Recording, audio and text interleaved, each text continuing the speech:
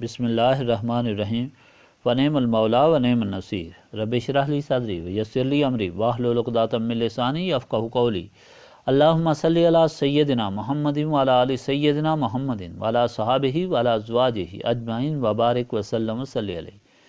الحمدللہ، اللہ تعالیٰ جل جلالہ کا لاکھ لاکھ شکر ہے، مالک الملک نے آج پھر ہمیں اپنی رضا کے لیے اپنی یاد میں محبت میں یہاں جمع ہونے کی توفیق اور موقع عطا فرمایا۔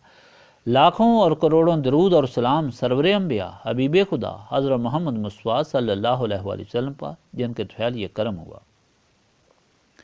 سامعین کرام، اللہ تعالیٰ نے قرآن پاک میں ارشاد فرمایا ہے، قد سمع اللہ قول التی تجادلک فی زوجہا وتشتکی الی اللہ واللہ یسمع تحاورکما ان اللہ سمیع بصیر۔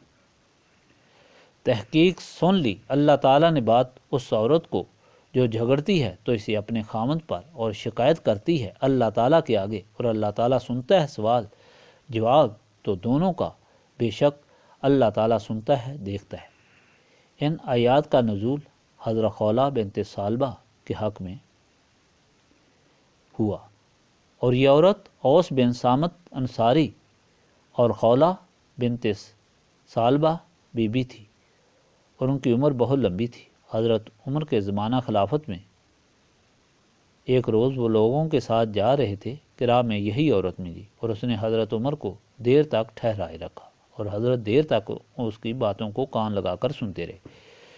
پھر جب چلے تو ایک ساتھی نے عرض کی کہ امیر المومنین، قریشیوں کو کیا ہو گیا ہے کہ ایک بڑھیا ان کو روک لیتی ہے؟ آپ نے فرمایا، تیرا برا ہو، یہ وہی بڑھیا ہے جس کا شکوہ اللہ تعالیٰ نے سنا 7 آسمانوں کے اوپر۔ اگر یہ عورت رات تک خود نہ پھرتی تو میں اس کے سامنے سے منہ نہ پھیرتا مگر نماز کے لیے، اور نماز پڑھ کر پھر آتا۔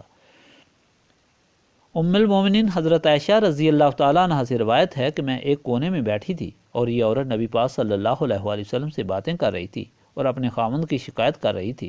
کچھ باتیں میں سن رہی تھی اور کچھ نہیں سن سکتی تھی۔ اس نے حضور پاک صلی اللہ علیہ وآلہ وسلم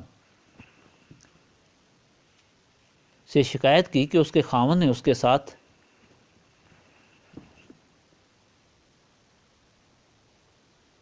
زہار کیا ہے۔ زہار یہ ہے کہ جہالت کے زمانے میں بعض لوگ اپنی بیویوں کو تکلیف دینے کے لیے یہ کہہ دیتے ہیں کہ تم اس طرح ہو جس طرح میری ماں کی پیٹھ، اور پھر اپنی بیوی کو حرام سمجھتے ہیں۔ تو خاتون نے بھی حضور پاک صلی اللہ علیہ وآلہ وسلم سے شکایت کی کہ اس کے خامند نے اس طرح کہا ہے۔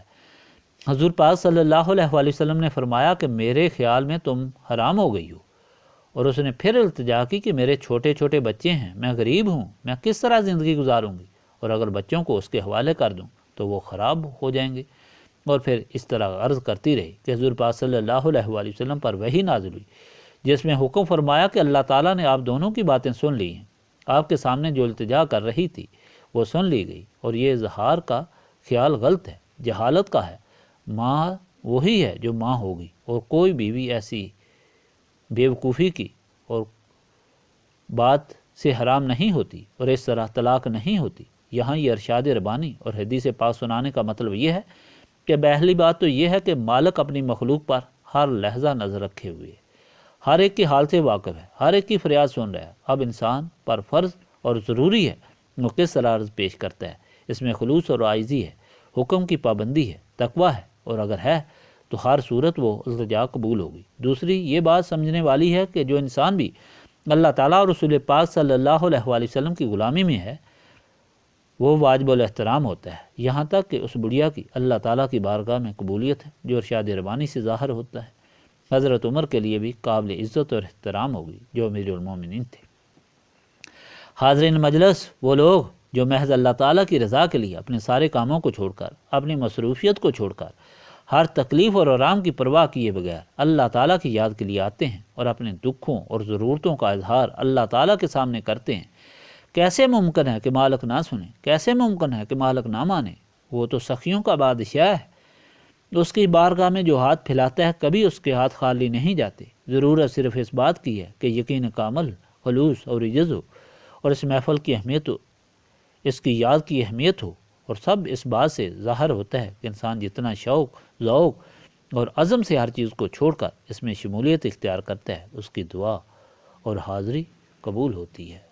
اب شروع کریں۔ بسم اللہ الرحمن الرحیم۔